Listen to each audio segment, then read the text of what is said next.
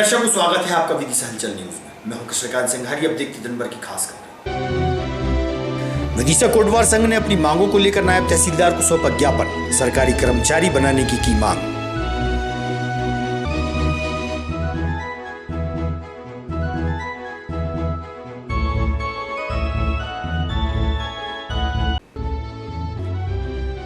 किसानों को अपनी फसल की राशि न मिलने से हो रहे परेशान। कलेक्टर को सुनाई अपनी व्यथा। कलेक्टर ने दिया आश्वासन।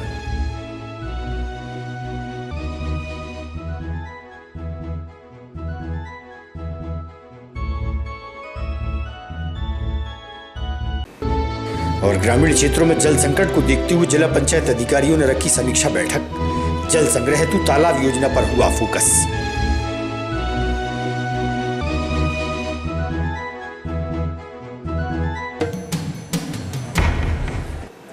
अब खबर विस्तार से। प्रदेश व्यापी आंदोलन के तहत विदिशा कोटवार संघ द्वारा अपनी 2 सूत्रीय मांगों को लेकर नायब तहसीलदार KN ओझा को ज्ञापन सौंपा गया। कोटवारों द्वारा प्रदर्शन किया गया। कोटवारों का कहना था कि उन्हें सरकारी कर्मचारी घोषित किया जाए एवं मानदेय बढ़ाकर 10,000 रुपये किया जाए और जमीन का हक भी उन्हें मिले।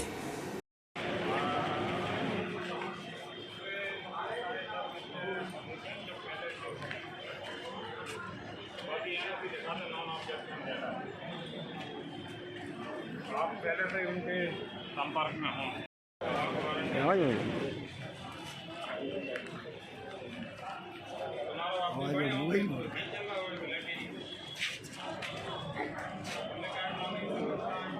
अध्यक्ष विदिशा। अमर जी, आज आपने ज्ञापन सौंपा, क्या पूरी मांग है आपकी? हमारी 2 सूत्रीय मांग है। हमारी तनख्वाह बढ़ाई जाए, जमीन का मालिकाना हक दिया जाए और हमारे प्रांतीय लेवल से आज पूरे मध्य प्रदेश में जो ज्ञापन दिया जा रहा है, शासकीय कर्मचारी घोषित किया।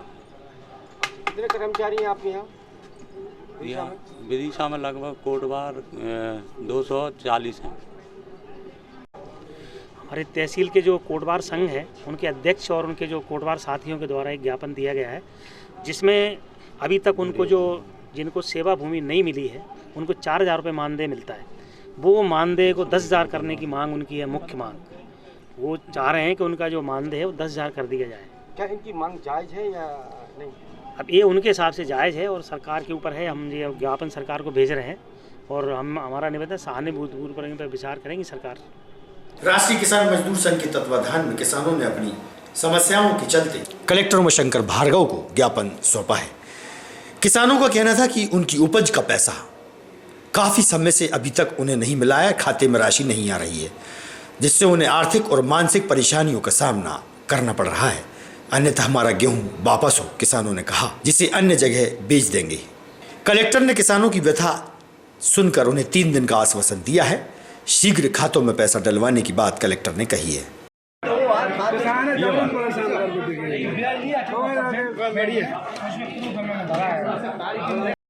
5 अप्रैल को किसान ने खरीदी करी है।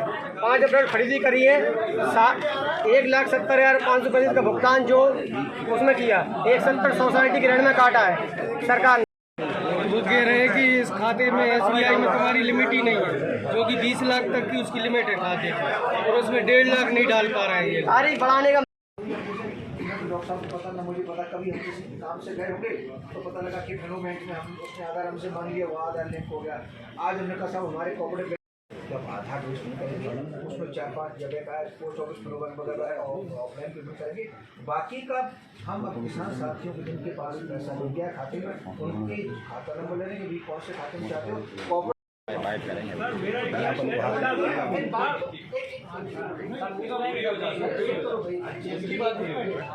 और आज यहाँ सभी किसान, पूरे विदिशा जिले के किसान सब इकट्ठे हुए और माननीय मुख्यमंत्री जी के नाम ज्ञापन दिया है कलेक्टर महोदय के माध्यम से। और उन्होंने केवल यही प्रमुख मांगे यही है कि सबसे पहली मांग यह है कि जो गेहूँ 4 अप्रैल से किसानों का तुलाई सरकार ने करी है, 4 अप्रैल तुलाई शुरू करी और 25 अप्रैल से पेमेंट शुरू किया गवर्नमेंट ने देना सब किसानों के खातों में। और 15 अप्रैल उनके हिसाब से KCC की जो 0% वाली स्कीम गवर्नमेंट की है, जो ड्यू डेट वो 15 अप्रैल के हिसाब से रखी। जब 25 से आप पैसे ही देना शुरू कर रहे हो तो 15 का वो कहाँ से भर देगा पैसा?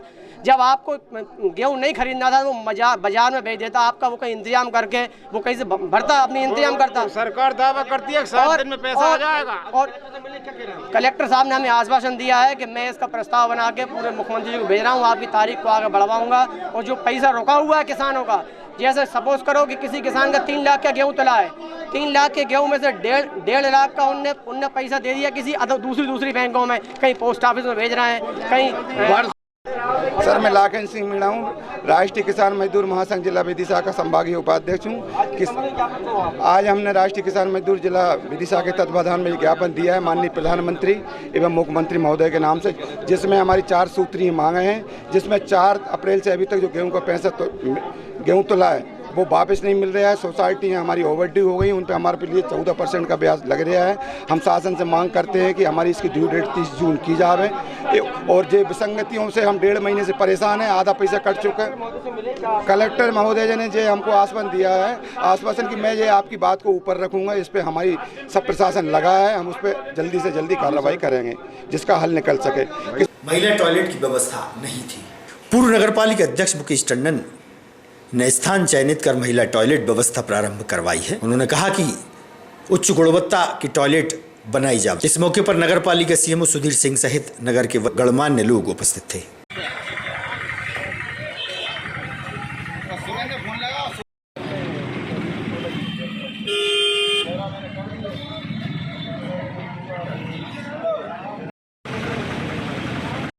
देखिए, मुख्य बाजार में महिला टॉयलेट हो, ये मांग लगातार लंबे समय से नागरिकों के बीच से उठ रही थी। भाई संजू प्रजापति ने बड़ी सादगी के साथ इस मांग को उठाया और मैं धन्यवाद देता हूं डीएम साहब को, नगर पालिका परिषद को, कि जिन्होंने इनकी मांग को ध्यान में रखते हुए यहाँ पर महिला टॉयलेट का काम बहुत तेज़ गति से चल रहा है और शीघ्र ही यहाँ पर शुरू हो जाएगा। इसके अलावा शहर में 2 जगह और ये सुविधा रहे। एक तो मालवीय उद्यान में बहुत तेज़ गति से काम चल रहा है, वहाँ पे भी शुरू हो जाएगा। एक बड़े बाज़ार में खाई में जो बना हुआ है टॉयलेट, एक वहाँ शुरू हो जाएगा। एक स्टेशन पे भी बनना है, क्योंकि मेन बाज़ार होने के कारण जो है हमारी माता बहनों को काफ़ी परेशानी का सामना करना पड़ता था और इस क्षेत्र में व्यापारियों की बड़ी समस्या थी। व्यापारी कहाँ जाएँ इसके लिए परेशान होते थे। यहाँ व्यापारियों के लिए भी ये बड़ी सुविधा उपलब्ध कराई है। इसके लिए मैं सभी सामाजिक संगठन और ख़ास तौर पर भाई संजू प्रजापति और उनकी टीम को धन्यवाद देता हूँ। उन्होंने बड़ी सादगी के साथ इस बात को प्रशासन के सामने रखा और प्रशासन ने उनकी मांग पर ये कदम उठाकर यह कार्य बहुत तेज गति से शुरू किया और जल्दी ही शुरू हो जाएगी। संजय शॉपिंग कॉम्प्लेक्स के दुकानदारों ने अपनी समस्याओं को लेकर पूर्व नगरपालिका अध्यक्ष मुकेश टंडन से चर्चा की। उन्होंने कहा कि नगरपालिका द्वारा दुकानों का किराया 4 गुना अधिक कर नोटिस थमा दिया गया है, जिससे दुकानदारों में हड़कंप की स्थिति बन गई थी। उन्होंने कहा कि 2 वर्षों से कोरोना के कारण धंधा चौपट हो गया था, ऐसे में किराया बढ़ाना उनके लिए मुसीबत बन रहा है। भाजपा के वरिष्ठ मुकेश टंडन ने उनकी परेशानी सुनकर कहा कि दुकानों का किराया यथावत ही रहेगा। तब उन्होंने उन्हें साधुवाद दिया।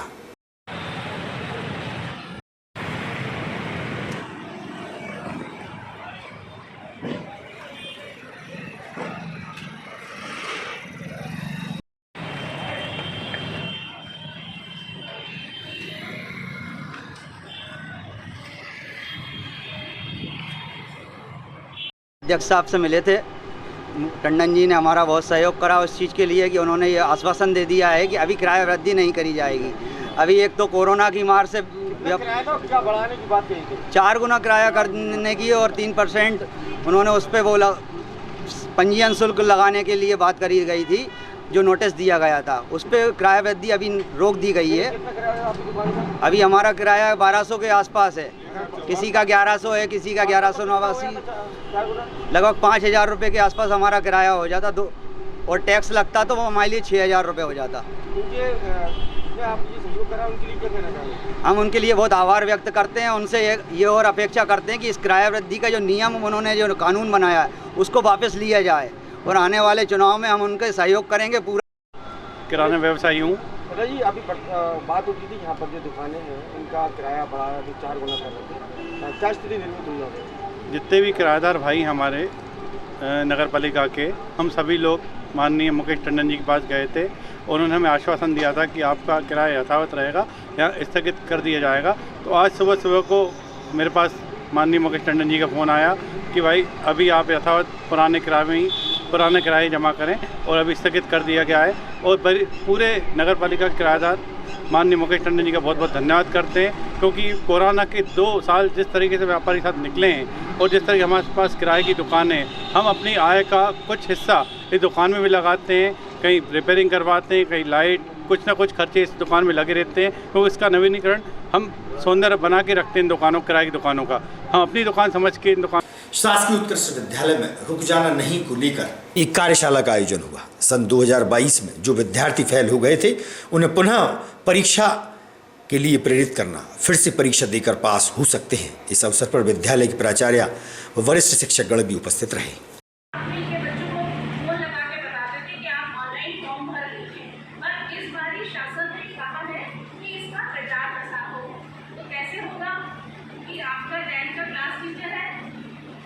जिम्मेदारी दें, उस क्लास का विषय टीचर है उसको जिम्मेदारी दें। तो उस बच्चे के पास 2 से 3 बार या 6 बार 10 वर्षों में कराया है। काफ़ी सारे बच्चे उत्तीर्ण भी हुए, परंतु इस वर्ष संख्या अधिक होने के कारण इस प्रचार प्रसार को शामिल किया गया। तब भी तो इस तरह से यदि आप करेंगे तो ये होगा प्रचार प्रसार, क्योंकि बाकी मीडिया के द्वारा, शासन के द्वारा प्रचार प्रसार किया। उत्कृष्ट विद्यालय विदिशा के प्राचार्य इंदुमती खरे बोल रही हूँ। आज यहाँ पर एक कार्यशाला का आयोजन किया गया है। विकासखंड शिक्षा अधिकारी नवनीता पांडे मैडम और उत्कृष्ट विद्यालय के दोनों से सम्मिलित करके एक कार्यशाला समस्त विकासखंड के प्राचार्यों के साथ में एक कार्यशाला का आयोजन किया जा रहा है। और ये कार्यशाला का उद्देश्य है कि जो बच्चे वर्ष 2022 में अभी अनुत्तीर्ण हो गए हैं तो वो बच्चे रुक जाना नहीं, परीक्षा में सम्मिलित हो जाएं। उनके जो बच्चे जिस भी विद्यालय के बच्चे रहे हैं उनको उस परीक्षा में शामिल ज़रूर कराया जाए। इस उद्देश्य से ये कार्यशाला रखी गई है। और इसका एक और मुख्य उद्देश्य है कि एक और योजना चल रही है कि वर्ष 2022 के पहले जो बच्चे अनुत्तीर्ण हो गए हैं तो वो किसी न किसी कारण से घर बैठे हैं, उनको नहीं मालूम है, तो उनको ये सूचना दी जाए कि ये फॉर्म भर सकते हैं। अब लौट चलो एक योजना है जिसके द्वारा वो फॉर्म भर के और अपनी परीक्षा में सम्मिलित हो सकते हैं। प्रत्येक सोमवार को होने वाली समय सीमा की बैठक में कलेक्टर ने विभागीय अधिकारियों को आवश्यक दिशा निर्देश दिए। वहीं उमाशंकर भार्गव ने अधूरे पड़े कार्यों को समय पर पूरा करने के निर्देश अधिकारियों को दिए हैं। वहीं उन्होंने समझाइश देते हुए कहा कि कार्य समय पर ठीक से करें, अन्यथा कार्रवाई कर FIR दर्ज होगी। सभी आप ये बताओ कब तक एंट्री कर देंगे?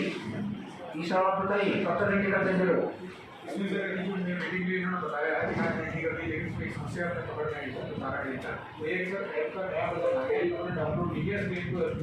तो क्यों नहीं डाउनलोड कर रहे? कैसे मना किया? सौरभ आप ऐसे एक सबमिट को कराइए, जब तक डाउनलोड नहीं हो कोई व्यक्ति विदिशा से फील्ड में नहीं जाए। डाउनलोड कराइए।